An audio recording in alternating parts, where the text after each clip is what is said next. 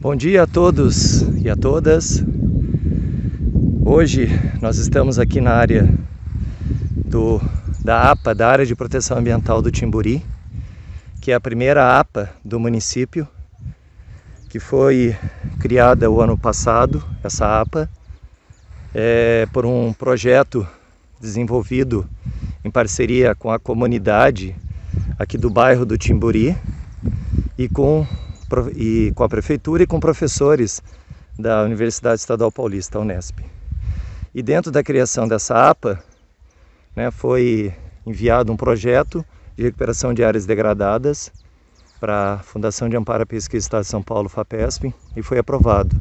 E é um pouco sobre esse projeto que eu gostaria de comentar brevemente para vocês, numa das áreas que a gente está desenvolvendo, essas recuperações dessas áreas degradadas, e nesse caso são as erosões, e aqui a gente está tratando mais erosões lineares, sulcos, ravinas e vossorocas, do que as erosões laminares, que é a ênfase maior do projeto, são as lineares, que é o que mais acontece aqui na região da APA do Timburi.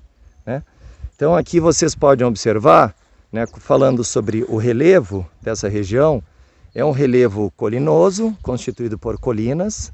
Em alguns trechos tem colinas mais amplas e outras colinas menores, de topos um pouco mais aguçados, mas esses topos são alguns aplainados, e suavemente ondulados, e outros em que predominam declividades mais acentuadas. Os topos dessas colinas, o topo é a parte mais elevada, eles são um pouco mais convexos, esses topos, Então, o que predomina aqui na região de Presidente Prudente, vocês estão vendo ao fundo, lá a cidade de Presidente Prudente, que é a área urbana. Inclusive a APA faz parte do município de Presidente Prudente. Mas do ponto de vista geomorfológico, esse é um predomínio geral, das formas de relevos aqui em Prudente. E nesse caso é importante aqui a gente destacar as vertentes, que é onde mais ocorrem os processos erosivos.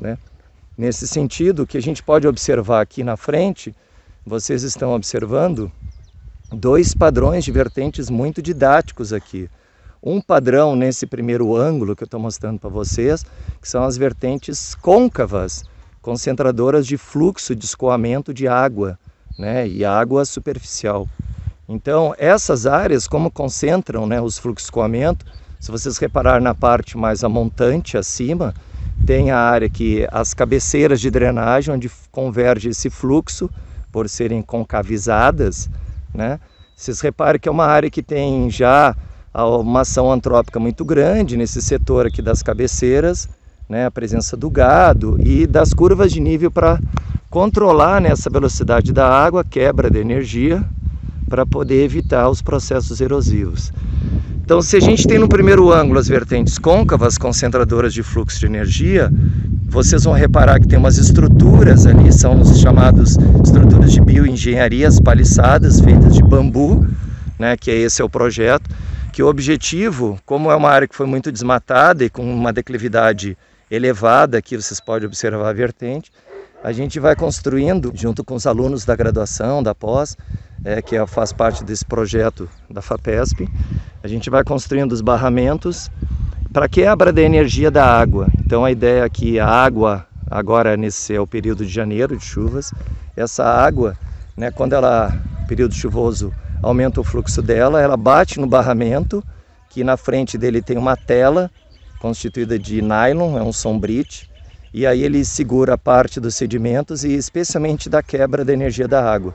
Isso permite que a água infiltre no solo, que esse é o processo, evite o escoamento concentrado para que não ocasione sulcos e não tende a gerar as ravinas e posteriormente vossoroca, como a gente tem uma vossoroca aqui na parte inferior. Essa cabeceira da vossoroca ali já está vegetada, mas ela é uma vossoroca já em estado de estabilidade, mesmo minando água dentro, porque a gente está conseguindo controlar esse fluxo concentrado do escoamento da água. Outro elemento, então, falando tudo isso, é a vertente. Como eu comentei, das côncavas tem as vertentes convexas. Então reparem, entre duas vertentes côncavas, onde tem os barramentos, vocês vão reparar que tem uma vertente convexa, essa é dispersora de água, né? Então ela dispersa a água, não concentra a água.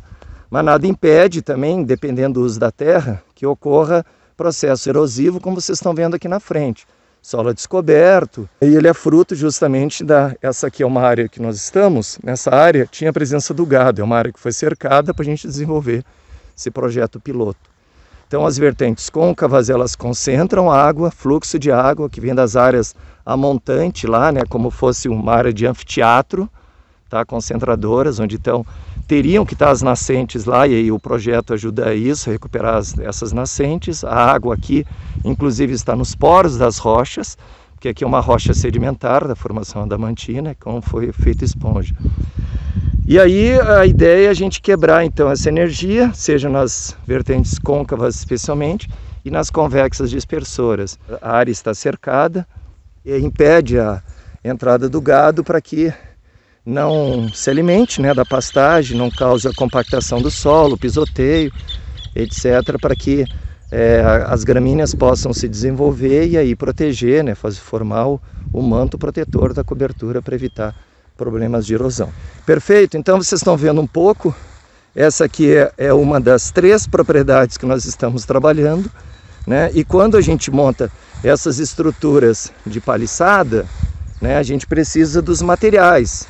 Como é bioengenharia, né, a gente precisa do material, material orgânico, né? A gente não trabalha com concreto, ferro, a gente trabalha pode ser geralmente com bambus.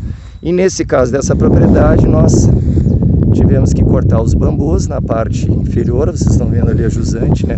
Uma toifa de bambu, essa moita, e aí a gente corta e carrega os bambus, tem que carregar no braço, pessoal, subir com todos eles e montando as estruturas, né, para contenção de erosão, tá bom? Então esse aqui é um pouco, né, que a gente aproveita também para as aulas de geomorfologia, para vocês terem uma ideia da noção do relevo.